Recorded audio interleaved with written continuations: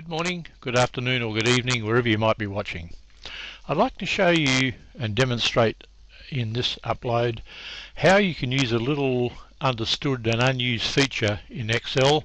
That is how I can import a table from the internet into Excel.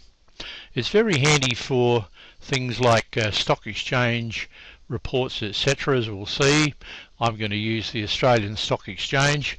So what I do, I click on the Data tab and then I go to From Web in the Get External Data group.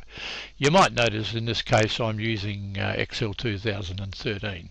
So when I click From the Web, I then go to the site that I want to import the table from. In this case I'll go to the ASX, the Australian Stock Exchange, and what I see here when I go to that site is a little note that says click the yellow arrow next to the tables you want to select, then click import.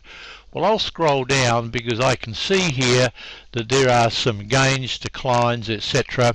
for information for these particular stocks on the exchange. So I'm going to click the little yellow button, it turns green when I click it, and then I see that there is a command down the bottom here called import.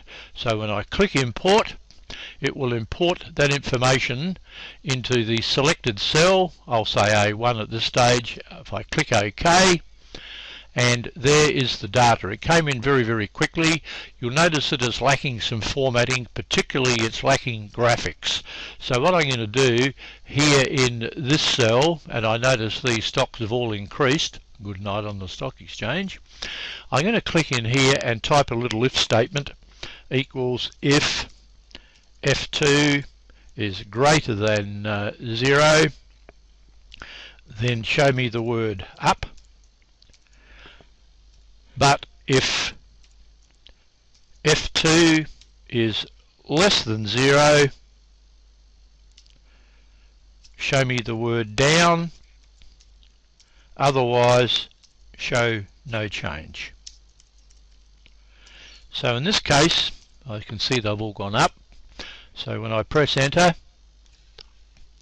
yes, I'll copy that formula down, and I see they've all gone up. If any had gone down, then I would have of course seen down or no change depending on the circumstance here in the F column. Now what I'm going to do is just a little bit of formatting.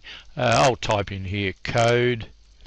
You'll notice that you might need to do some of this sort of thing, and stock, and last price will make that look a little bit better there,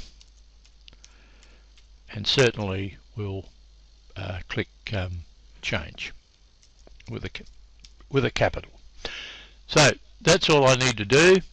I can now fiddle about with the numbers if I wish, and you'll find that the table that was in the website that we went to, and I needed to see the little green arrows, remember that, before I could import the data.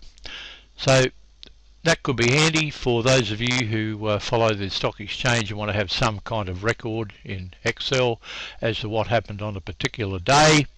Thank you for watching. Please remember to subscribe, make any comments or likes as you wish. Thank you again for watching.